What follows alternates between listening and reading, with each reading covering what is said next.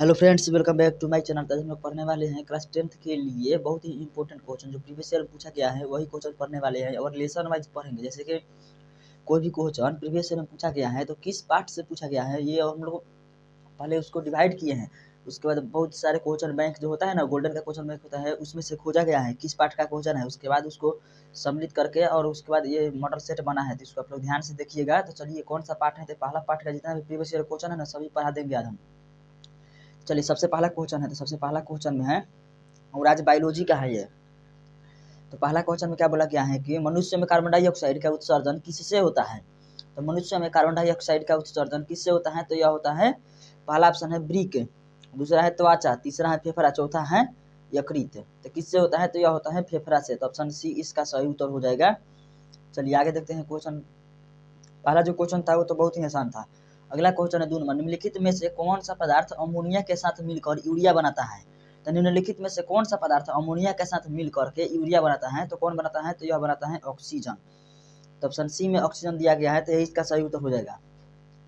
3 number question में दिया गया है कि पराग नलिका का बीजांड की ओर वृद्धि करना किस प्रकार का अनुवर्तन है। पराग नलिका का बीजांड की ओर वृद्धि करना किस प्रकार का अनुवर्तन है, तो यह है रासायनिक अनुवर्तन। तो ऑप्शन सी इसका सही उत्तर हो जाएगा।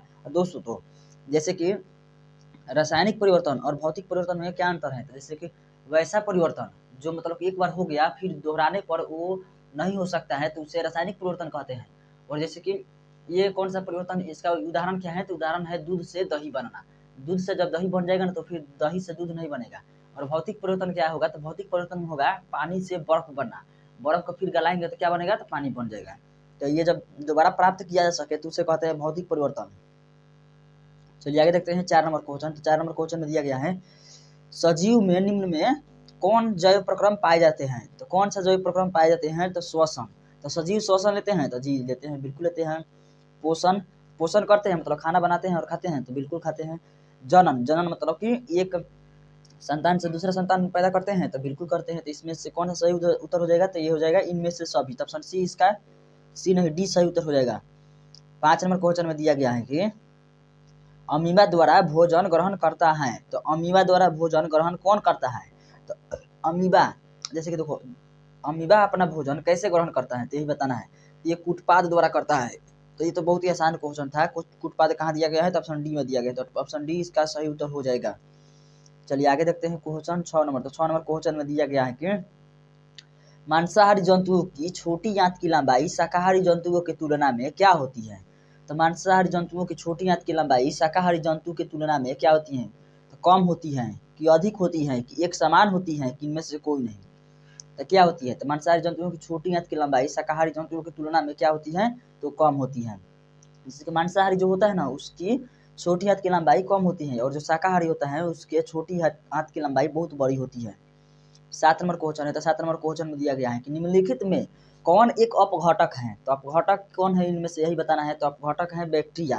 और दोस्तों वायरस के बारे में एक मुख्य तथ्य यह है ना कि जैसे कि वो कोई पूछेगा कि वो निर्जीव है कि सजीव है, यानी कि लिविंग है या नॉन लिविंग है, तो ये तो बहुत ही कंफ्यूजन वाली बात हो जाएगी। क्योंकि जब वो किसी के शरीर में प्रवेश कर जाएगा ना तो लिविंग हो जाएगा, और जब तक प्रवेश नहीं करेगा वो नॉन लिविंग रहेगा। जैसे कि वो बाहर जब रहेगा ना शरीर से, तो वो नहीं हिलेगा ना डुलेगा, एकदम शांत रहेगा। जब जैसे ही शरीर में प्रवेश किया उसके बाद वो अपना प्रजनन करना स्टार्ट कर देगा। आगे क्वेश्चन है 8 नंबर। 8 नंबर क्वेश्चन में है क्लोरोफिल अणुओं को क्या कहते हैं। तो क्लोरोफिल अणुओं को क्या कहते हैं, तो इसका पहला ऑप्शन है प्रकाश संश्लेषण, दूसरा है प्रकाश संश्लेषण, पहला ऑप्शन था प्रकाश संश्लेषण इकाई, तीसरा ऑप्शन है प्रकाश संश्लेषण अंगक, चौथा ऑप्शन है इनमें से कोई नहीं। प्रकाश संश्लेषण इकाई इसका सही उत्तर हो जाएगा। मतलब क्लोरोफिल अणुओं को क्या कहते हैं, तो प्रकाश संश्लेषण इकाई कहते हैं। और दोस्तों इसमें एक और क्वेश्चन पूछता है, जैसे कि पतियों में, जैसे कि पतिया पेड़ जो होता है वो किससे सांस लेता है, तो वो पतियों से सांस लेता है। और पेड़ में मुख्य रूप से कौन सा धातु होता है, ये अगर जो पूछेगा या पतियों में कौन सा धातु होता है, तो ये बताने के लिए आप लोग कौन सा बताएंगे, तो मैग्नीशियम बताएंगे। मैग्नीशियम का सूत्र क्या होता है, तो Mg होता है। आप लोग सूत्र भी याद कर लीजिएगा, सूत्र भी बहुत ज़्यादा परीक्षा में पूछा जाता है। चलिए आगे देखते हैं क्वेश्चन 9 नंबर। तो 9 नंबर क्वेश्चन में दिया गया है कि ट्रिप्सिन नामक एंजाइम पाया जाता है। तो ट्रिप्सिन नामक एंजाइम कहाँ पाया जाता है, तो यह पाया जाता है अग्नाशय रस में। तो ऑप्शन बी इसका सही उत्तर हो जाएगा, अग्नाशय रस। अगला क्वेश्चन है 10 नंबर। 10 नंबर क्वेश्चन में दिया गया है कि स्वपोषी पोषण के लिए आवश्यक है। तो स्वपोषी पोषण के लिए क्या आवश्यक है? इसका पहला ऑप्शन है हरित लवक, दूसरा है सूर्य प्रकाश, तीसरा है CO2 तथा जल। तो ये तो सभी आवश्यक है। हरित लवक तो आवश्यक है, सूर्य प्रकाश तो और भी ज़्यादा आवश्यक है, और उसको CO2 तथा जल ये भी आवश्यक है। इनमें से सभी इसका सही उत्तर हो जाएगा। चलिए आगे देखते हैं क्वेश्चन 11 नंबर। तो 11 नंबर क्वेश्चन में दिया क्या है कि पेप्सिन नामक एंजाइम भोजन को प्रोटीन को बदल देता है। पेप्सिन नामक एंजाइम भोजन के प्रोटीन को किस में बदल देता है? तो यह बदलता है पेप्टोन में। तो पेप्सिन किस में बदलता है? तो पेप्टोन में बदलता है। अगला क्वेश्चन है 12 नंबर। तो 12 नंबर क्वेश्चन में दिया गया है कि निम्नलिखित में कौन मनुष्य के मुख गुहा में पाई जाने वाली लार ग्रंथि नहीं है? तो कौन सा नहीं है? तो पैरोटिड है, तो हाँ बिल्कुल है। सब मैमिडिबुलर, तो ये भी है। ब्रूनर्स, तो ये भी ये नहीं है। ये सी नंबर सही नहीं है, तो इसका सी नंबर सही उत्तर हो जाएगा। मतलब कि मनुष्य का जो जीव होता है ना, तो वहाँ उसके पास कौन कौन सी लार ग्रंथि स्रावित होती हैं, तो इसके बारे में ही पूछा था। अगला क्वेश्चन है 13 नंबर। 13 नंबर क्वेश्चन में दिया गया है श्वसन की प्रक्रिया में खाद्य पदार्थ का क्या होता है? तो श्वसन की प्रक्रिया में खाद्य पदार्थ का क्या होता है? तो यह होता है, पहला है दहन होता है, कि दूसरा है विघटन होता है, कि तीसरा है परिवर्तन होता है, कि चौथा है संश्लेषण होता है। तो क्या होता है श्वसन की प्रक्रिया में खाद्य पदार्थ का क्या होता है? तो यह होता है विघटन। ऑप्शन बी इसका सही उत्तर हो जाएगा, विघटन होता है। अगला क्वेश्चन है 14 नंबर। तो 14 नंबर क्वेश्चन में दिया गया है कि मनुष्य में श्वसन वर्णक पाया जाता है। तो मनुष्य में श्वसन वर्णक पाया जाता है, तो कौन सा पाया जाता है? तो मनुष्य की बात है, तो मनुष्य में तो हीमोग्लोबिन होता है।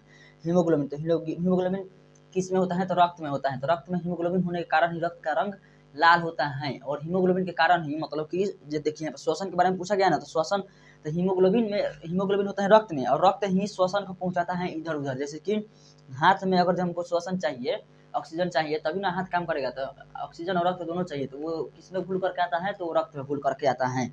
और रक्त में क्या होता है? हीमोग्लोबिन है, इसीलिए यहाँ पर हीमोग्लोबिन सही उत्तर हो जाएगा। आगे देखते हैं क्वेश्चन 15 नंबर। तो 15 नंबर क्वेश्चन में दिया गया है कि दही के जमने में कौन सी क्रिया सहायक होती है? तो दही के जमने में कौन सी क्रिया सहायक होती है? तो इसका सही उत्तर क्या हो जाएगा? तो किण्वन हो जाएगा। तो किण्वन कहाँ है? तो ऑप्शन सी में है। तो ऑप्शन सी इसका सही उत्तर हो जाएगा, किण्वन।